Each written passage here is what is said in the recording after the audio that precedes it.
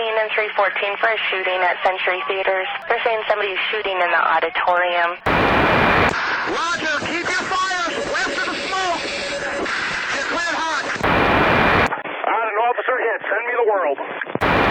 Don't go over that fence. Don't go over that fence. Grab the shotgun again. Welcome to Tactical Tangents.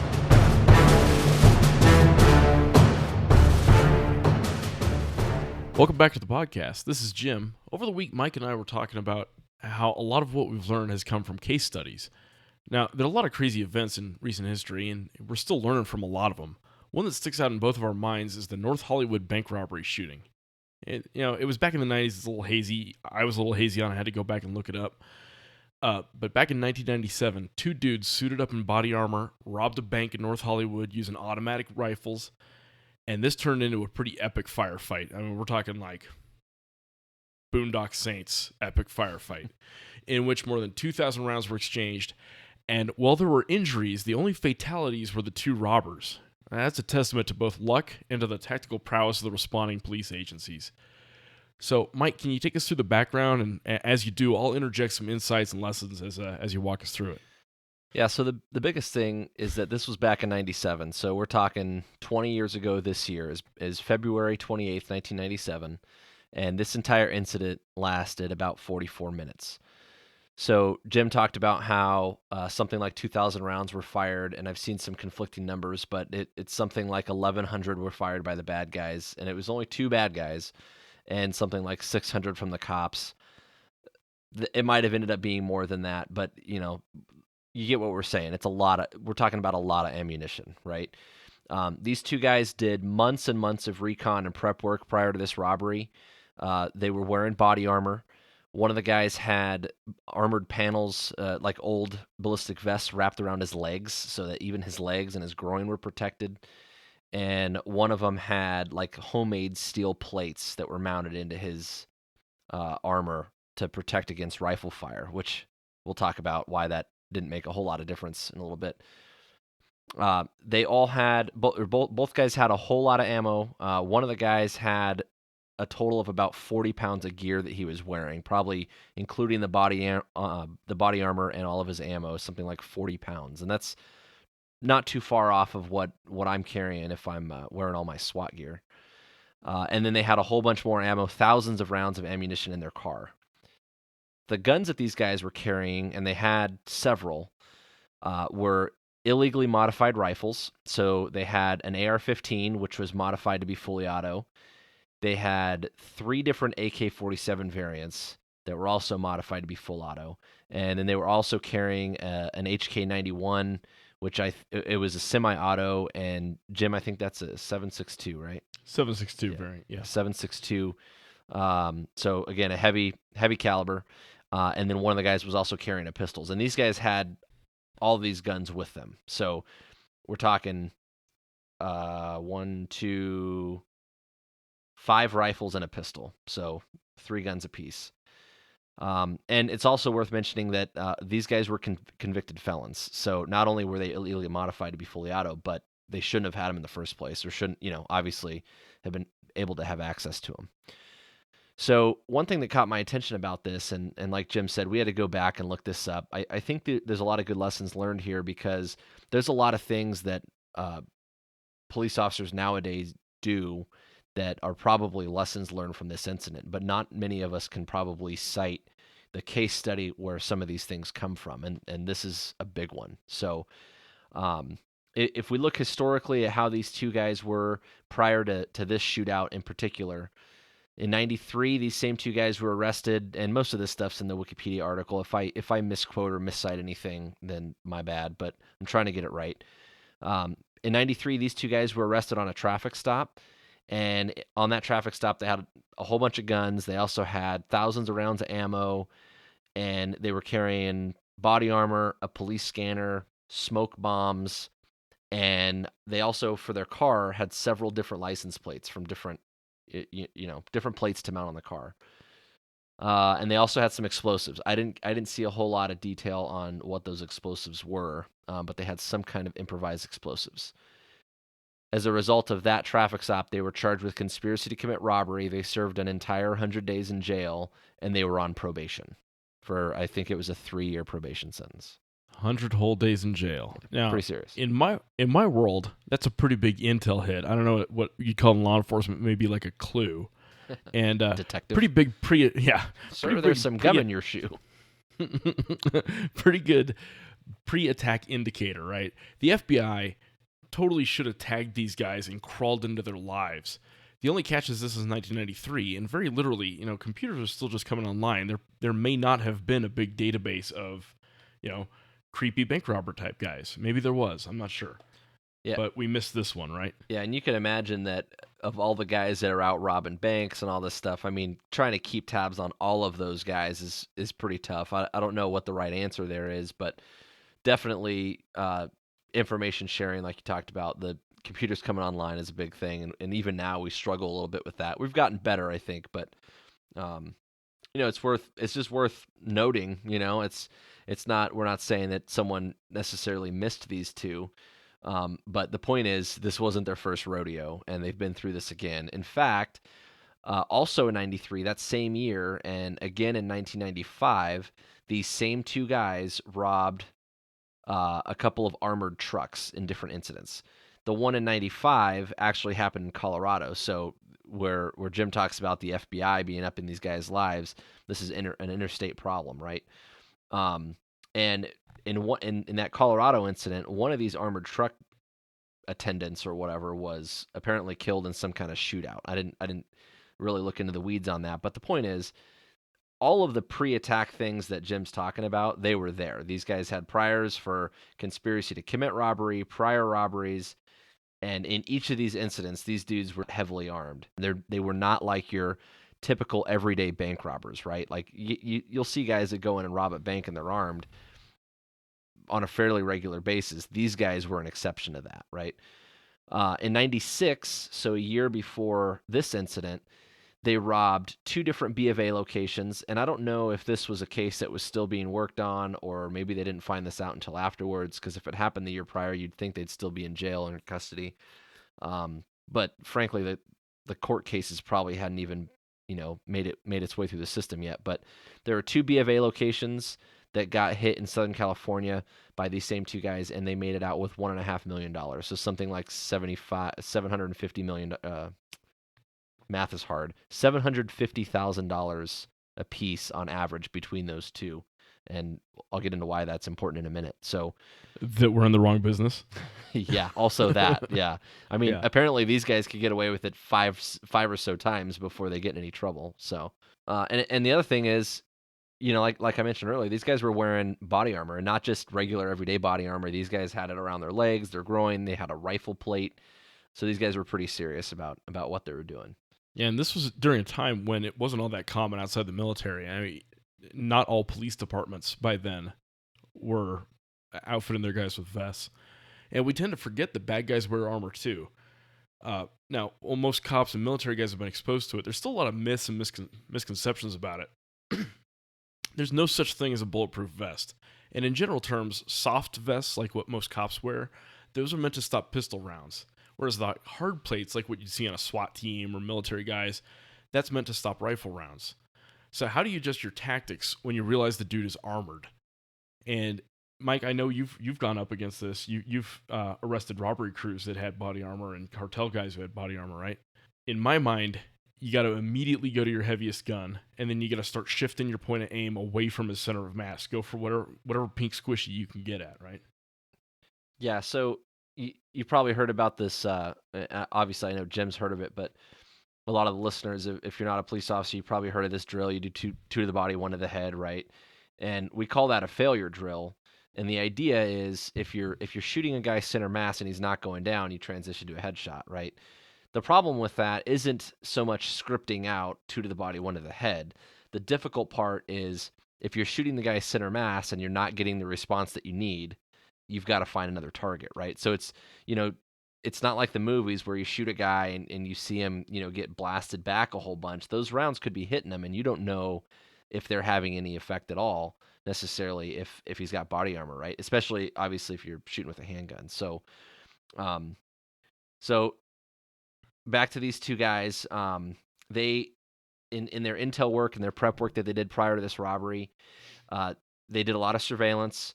They had a police scanner, and one of the things they did was they took watch faces and they sewed them onto the back of the gloves that they were wearing, and they estimated that the police response was going to be at about 8 minutes. So they synchronized their watches and they had it set up so that, after 8 minutes being inside, that was their time to get out.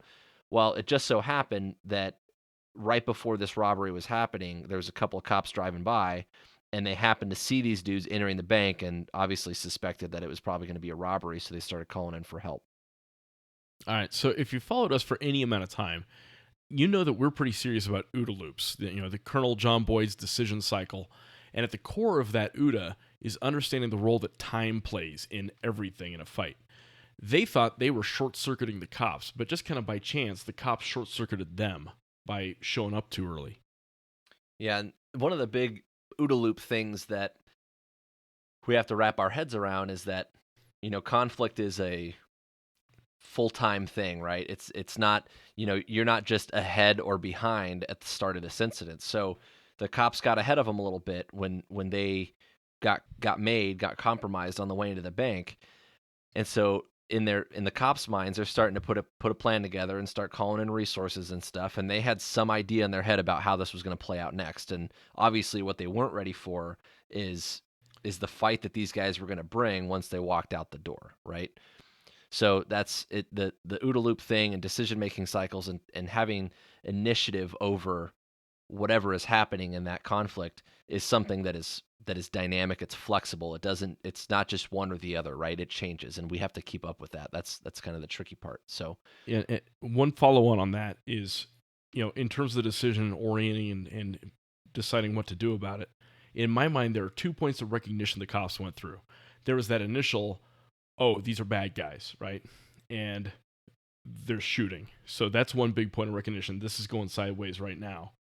And then there some number of seconds, maybe some number of minutes later, when the cops realized, oh, this is way sideways. This is a big gunfight. Yeah. And the quicker you recognize that you're way out of normal, the better you'll be able to adapt to it. Yeah. You got to realize that this is the exception, not the rule. If you think about how most officer-involved shootings happen, they're very reactive in nature. Oh my God, he's got a gun, draw and shoot, right? They're not deliberate, long, drawn-out gunfights like this. So, all right. So back to the robbery. So these guys make their way into the robbery, not realizing obviously that they've been made, and they're not quiet or subtle at all. Obviously, they're armored up, and these guys go crazy. They walk in the door, they start shooting off a bunch of rounds into the ceiling, making very clear what they're there to do. They're telling people, look away. This is a robbery. Get on the ground, whatever. And one of the things that happened was this bank actually had a door that was somehow fortified, theoretically against handgun rounds. And I'm assuming it was probably meant to stop maybe pistol rounds, but their rifles were able to defeat that. So they shoot their way through a door, they find the manager, and they direct him to the safe, and they start loading money into a duffel bag. Well, it turns out that the bank only had about $300,000. So in those other two robberies, the year prior, they got out of those two $750,000 a piece. So they were expecting probably more than twice what this bank had. So what do you do when you get pissed off and the bank doesn't have enough money for you to steal? You shoot a whole bunch of ammo into the safe, right? That fixes it. Yeah, it's like that's how adults solve problems. So yeah. So now these cops are outside, and I'm assuming they were able to hear this. One of the reports I saw is that some of these cars were positioned like 200 feet away from the doors. So I'm assuming if within 200 feet inside a building, these guys are shooting AK-47s and AR-15s, that they could probably hear what's happening. They fired rounds into the ceiling on the way in. They fired, they shot their way through a door, and then they emptied like a 75-round drum into the safe. So the interesting thing you have to think about is nowadays the cops hear that and they'd be thinking active shooter. And how are you going to respond to an active shooter differently than if you thought it was a robbery, right? Yeah. So they were actively shooting, but they're not exactly active shooters. There's not an active killing going on, right? They were shooting, but that's not their goal. They were shooting to get to the goal, which was the cash, and not just trying to kill everyone. It wasn't just a murder rampage. And even if every indication of the responding cops was that that's what it was, and they were on a rampage, just not what we would typically think nowadays, especially in light of like the Las Vegas shooting. And hold that thought. We'll come back to it, but understand that there's a distinction here between actively shooting and active shooter event. Yeah, and the big thing about that distinction is, as humans, we rely on patterns to make decisions, and so police officers, both in training and in practice, tend to categorize, and this is part of our decision-making cycle, right? You've got this training and you got this experience, so you start categorizing things. And so if you've got an active shooter file, you're going to go down the active shooter checklist. And if you've got a robbery in progress file, you've got a robbery checklist. And one of the big takeaways out of this is we have to understand, obviously we're not going to know the difference. For all we knew, this could be a disgruntled employee that was going to go shoot up the bank because he got fired and he's pissed off or something like that, right? So it's a difficult problem to manage, but I just want you to think about the critical thinking angle here is, how would we treat this today if these guys had access to hostages and we thought it was an active shooter because there's active gunfire? Now we go rushing into this bank. How would this have been different? And I'm not, unfortunately, it probably still would have ended poorly because this was different than your school shooter. Those guys that are on a shooting rampage, active killing, and as soon as they get confronted, they self-inflict or they do the suicide by cop thing. I'm not sure that these guys would have necessarily seen that reaction out of these two guys, right? Not that we ever bank on it, but just food for thought, something to think about. So they get into the bank and they're in there for about 7 minutes. Remember, their thought in their mind apparently was 8 minutes, and I don't know how we came up with that, but I saw that in a report somewhere. Nothing's ever wrong on the internet, so just roll with it. Nope. And on their way out of the bank, one of them sees a police car, and it's something like 200 feet away. Probably wasn't the first one. I imagine by now other cops have been getting there. They're setting up on containment positions around the bank, watching the exits. And immediately when they see this car, they start opening fire, and they're shooting at it for what I saw described as several minutes. And in this first big volley of gunfire, 7 officers are wounded, 3 civilians are wounded, and it's obviously mayhem, right? This is where things are starting to get real. The guys, over the course of the gunfight, go back inside and then out of the bank at least 3 times while exchanging fire with the officers. And these officers are armed with pistols. Some of them are even carrying revolvers still, and some shotguns. Probably, if I had to guess, shooting buckshot. And they're up against several rifle calibers, obviously, that are outmatched.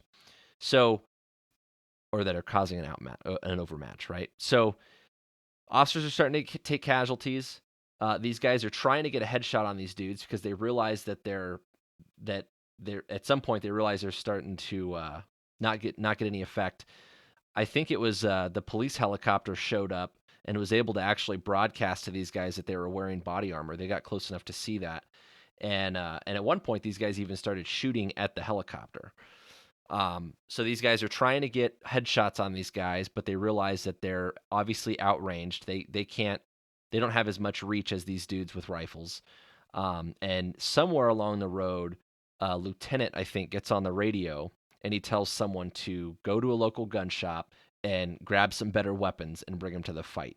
And what I found out right before we recorded this, I was reading through the LA Times posted a report that went to the police commission after this incident.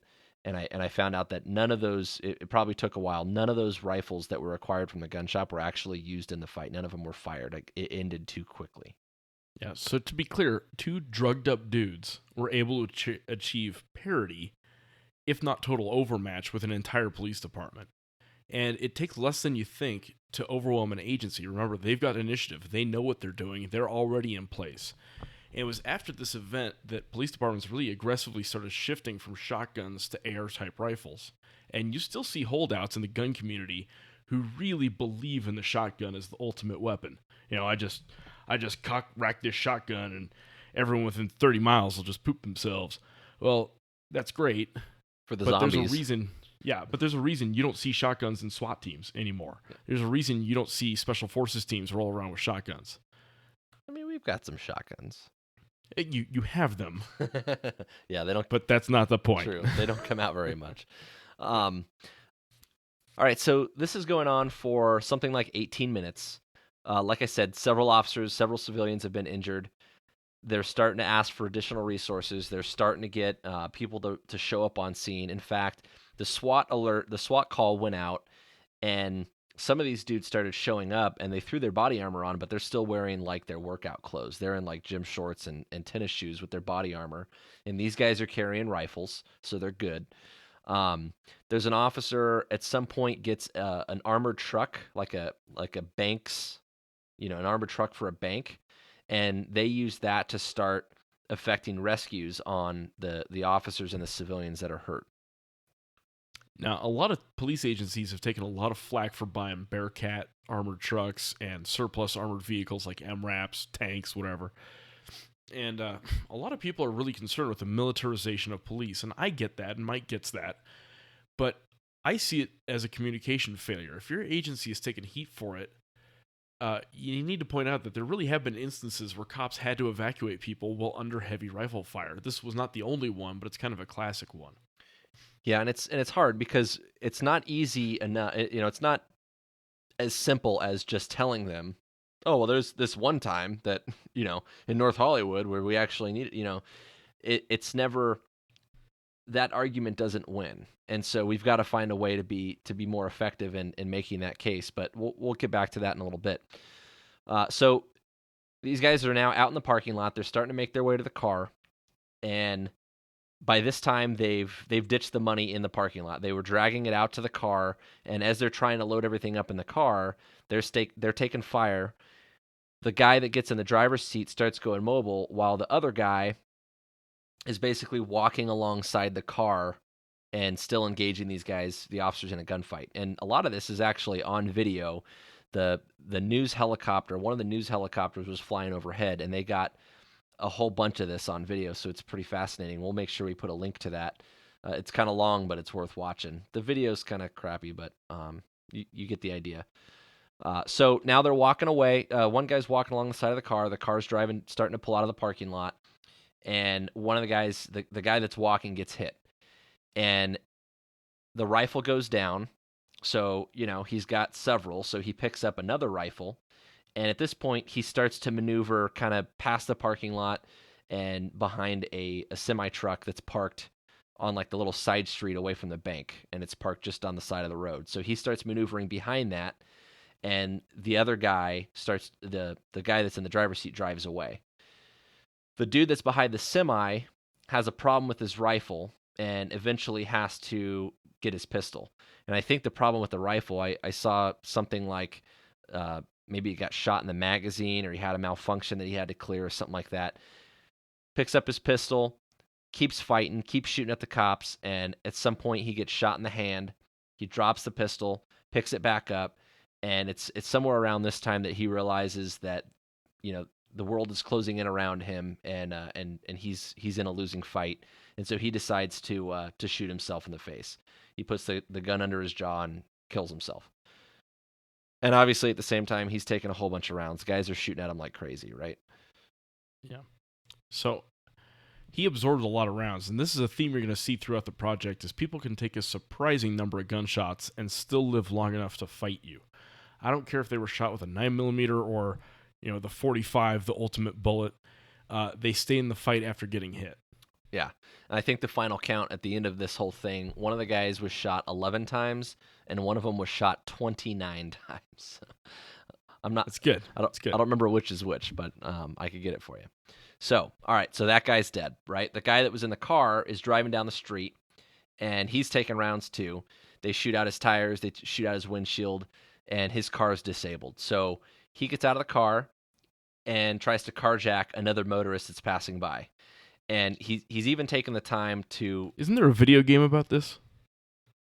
Grand Theft Auto? Yeah. Yep. Yeah, it sounds about right. So he's even taken the time to move over his duffel bags and all of his ammo and guns and whatever, and he carjacks this citizen. And as he gets in the car to try to leave, turns out he can't drive a stick. And so Oops. lesson number 1 here: if you're going to carjack somebody after a bank robbery, make sure you know how to drive whatever you're stealing. So the guy hops out of the car, realizing he can't drive it because he sucks. He takes cover behind the original car, and at this point, both of the cars are basically just out in the middle of the street, right? So he's got the car that he tried to steal and his car, and he's hunkered down kind of behind and in between them. And another 2.5 minutes or so go by where he's shooting it out with the cops, and there's a group of 3 SWAT guys that at this point are starting to maneuver on this guy and get a shot on him. And one of them looks underneath a car, and he says, I can see his ankles. And he starts shooting under his ankles. And this is an important lesson because this is kind of starting the idea that center mass means, well, I shouldn't say it's starting the idea. It's reinforcing the idea. I'm sure that was already an idea then, but it's reinforcing the idea that your center of mass, what you're aiming for, is the center of whatever mass that you have available, right? So they start shooting him in the legs underneath the car. He takes a bunch of rounds in the ankle, falls to the ground. They keep shooting him. And at some point, this guy's realizing that he's starting to bleed out. And so he decides to surrender. He puts his arms up in the air. SWAT guys move in on him. They detain him. And he's still being an a-hole. He's telling them, just shoot me in the head. He's kind of being combative or whatever. But otherwise, he's given up. The gunfight's over. They take him into custody.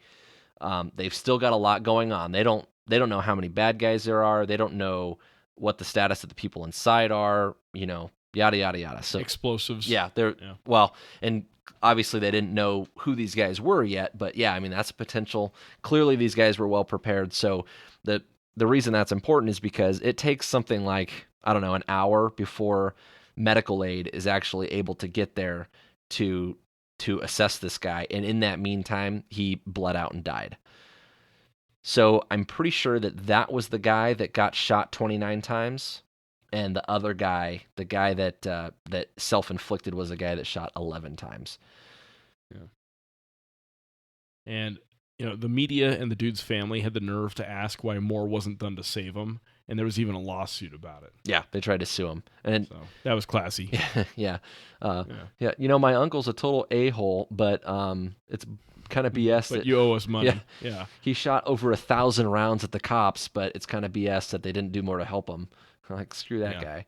So, like I said, something between 1,700 and 2,000 rounds were fired between the bad guys and the cops. And the important numbers here are 1,100 from the suspects and maybe like 600 from the cops. And maybe it was more than that. But the point is, bad guys shot a lot more, right? Obviously, the cops have to be worried about target ID, making sure, at one point, like I mentioned, these guys were coming in and out of the bank. And so what's your backdrop? If this guy's walking in the doors of the bank, yeah, you want to get a shot on him, but you're shooting into an occupied building, right? All in all, as I mentioned earlier, the incident lasted something like 44 minutes. There's like a documentary or a dramatization about it that's actually called 44 Minutes. And when I looked for it, I'm pretty sure I found the entire thing on YouTube.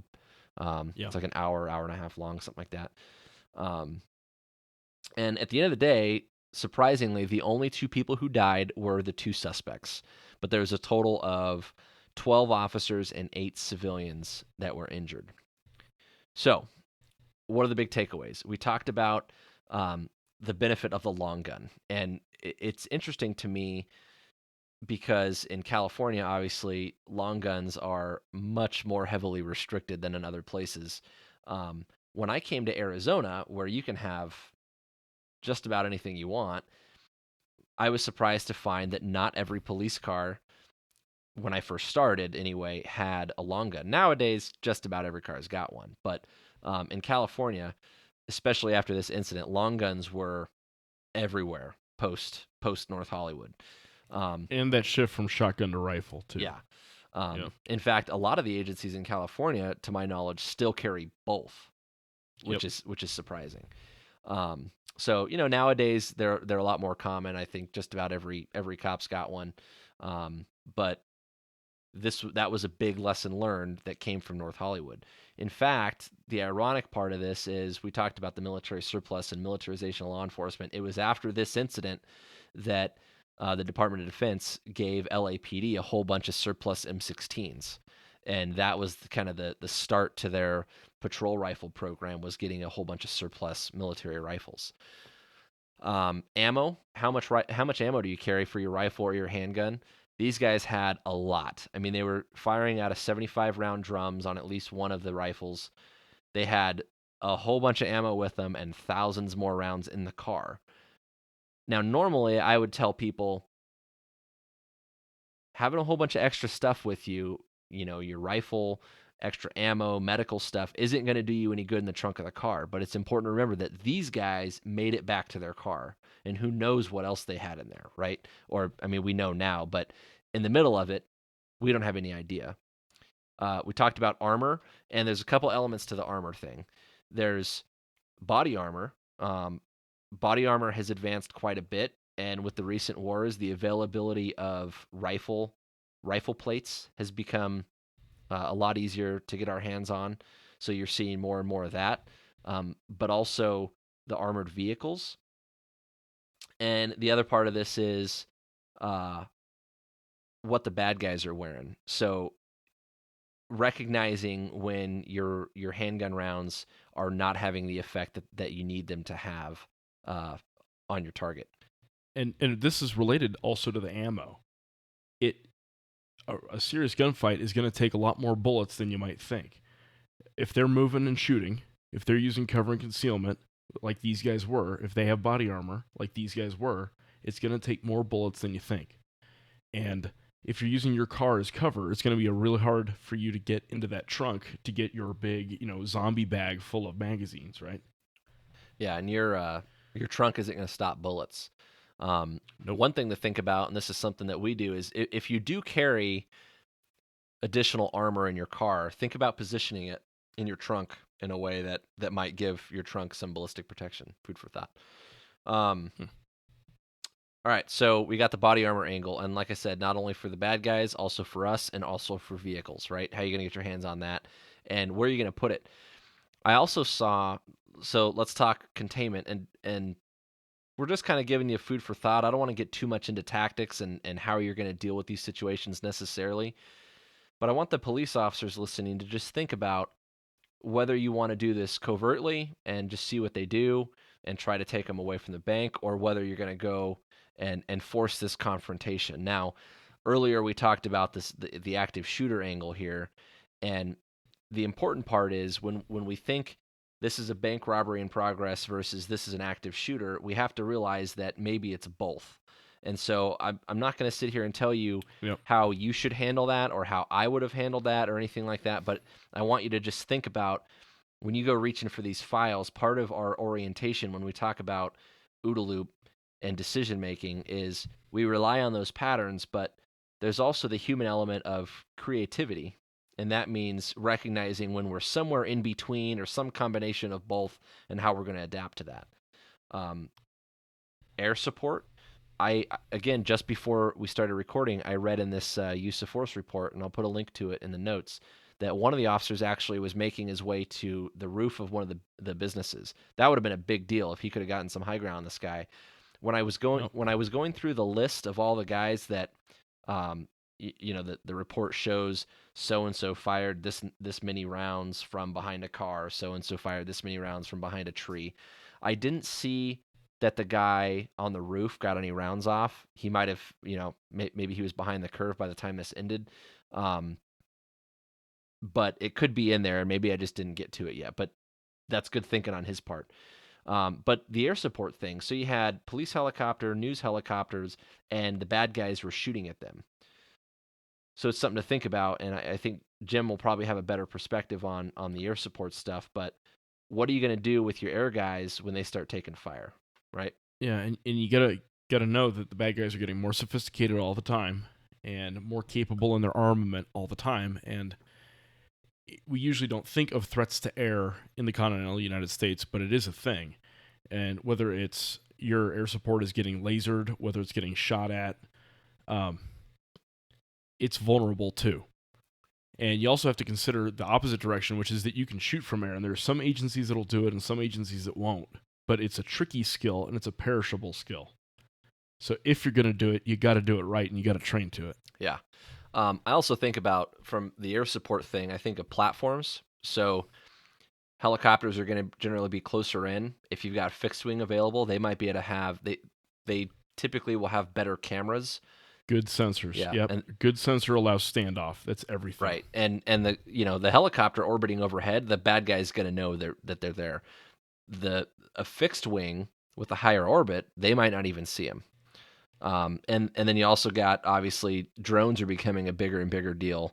The sensors might not be as good, but they're not manned, so the threat's a little, and they're obviously not as expensive. So if it does get shot down, it's not as big of a deal. But they're also smaller, and you can get them close in, and again, they might not even know they're there, right? And you can whack the guy with it. Yeah, yeah. Both literally and figuratively, you can whack the guy with Right. it. One thing to think about is where they shot under the car to get to the guy's ankles. Both Mike and I are kind of students of Kyle Lamb and the VTAC school of thought. And one of the things that he's famous for is shooting from around a barrier with weird little portholes that you got to shoot under and, drop to a knee or drop to a shoulder and shoot. And you can see the value of it in this case, the dropping down and getting into an uncomfortable shooting position. And it's tricky at a typical shooting range. You really can't do that. A typical range, you got to stand there, behind a table. Yeah, we practice that in the academy, and definitely on SWAT, we do a lot of unconventional shooting stuff. And I think even in the academy, we probably did, with our pistols, specifically shooting under cars. I'm sure that was at least a little bit inspired by this. But the important part there is to think creatively, right? So adaptable. And it's not just, and Viking Tactics has like the barricade plans that he makes, and there's like, I don't know, 9 or 12 different positions that you can run through a course and practice. And the idea is not necessarily to memorize those 12. It's to be thinking about all the ways you could possibly have to shoot a guy. Pop out and shoot a guy. Right, and practice it. So. Yep. And last thing to think about, because some of our listeners are considered citizens with concealed handgun licenses, and typically you can't carry in a bank, but I'm sure in some places you can. You got to think, okay, you got your Glock 19 or your 45 strapped to your hip with a mag in there with one magazine. You're in there to cash a check, and 2 dudes in body armor roll in with AK-47s. Let them take what they want. That is not a fight you're going to win. You don't have overmatch, right? So for concealed carriers, that's risk management. Now let's back out big picture and talk risk management. You got to consider this was a black swan event, right? Rare but real. It really hasn't happened before, and it really hasn't happened since, but it could happen, and you always have to balance the most likely stuff. And you have to imagine there are hundreds of banks robbed around California, every year. So there's likely, and then there's severe when it turns into something like this. And the voters and the taxpayers, they're expecting that their military guys and law enforcement guys have sat there and thought out what they're going to do, have written out on a bar napkin their plan for when things go sideways.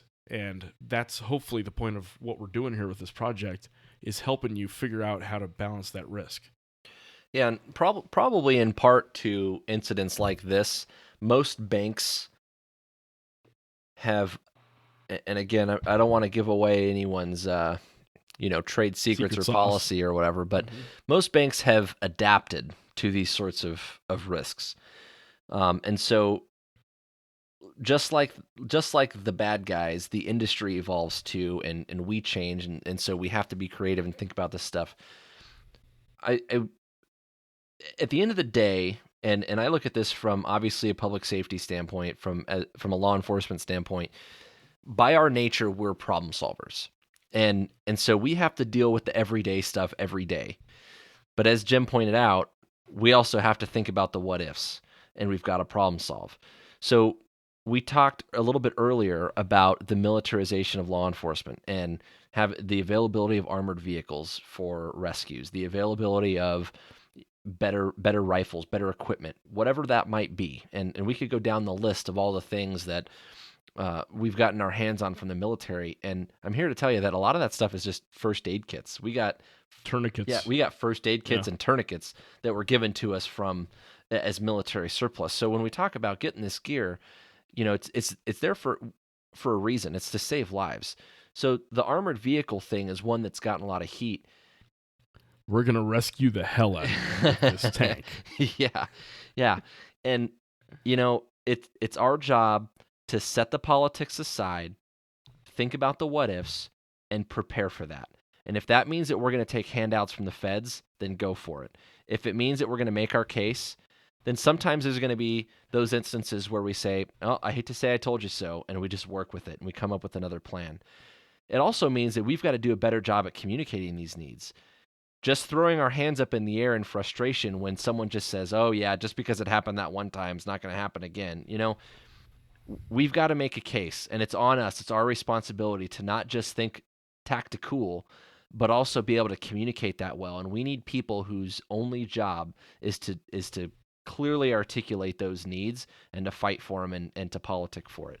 But on the end user, right, the guy with the gun that's going to deal with this problem, it's on us to deal with the problem. And it's important that we think about the what ifs.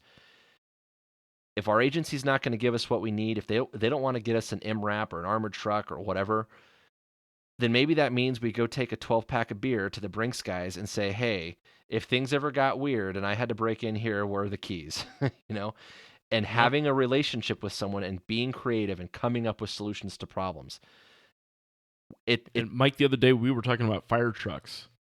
And, if that's what you got, get in the fire truck. What are fire trucks? Fire engines have a big tank of water, right? And water offers a pretty good degree of protection.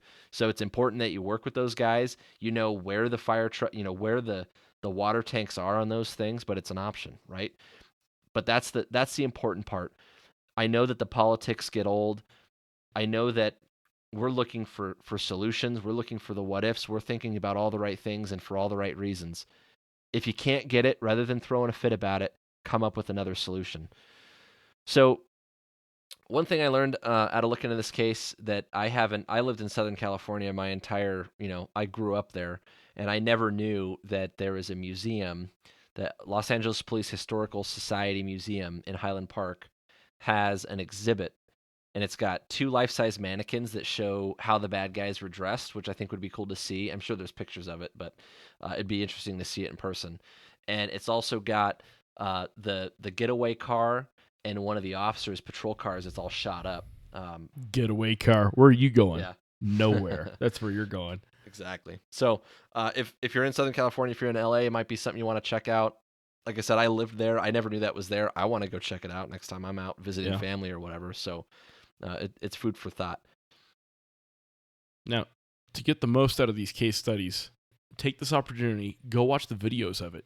Jump on YouTube, jump on Google, type in North Hollywood Shootout, or follow our links in the podcast notes. And use this podcast as a baseline to go do a deep dive on this case. We think you'll get more out of it, and we plan to do a lot more of these, because the more you understand out of these events that happen, you understand the lessons learned that came out of them, and then the rules that came out of those lessons learned. And you'll be more adaptable and more agile. Yeah, and if you've got ideas, if there's an incident that you think would be worth reviewing, like always, interact with us. We're on Facebook. You could send us a message, send us an email. We want the feedback. We want the input. There's so many incidents. I mean, we could go on all day about incidents in the past that we've taken lessons learned from, and we're going to do a bunch of those. We've kind of got a running list, but if there's one that you think that we should get on, or especially if there's one that you were involved with or have any actual experience with, please send us a message and interact with us. Oh, yeah. That's all we got. Be safe.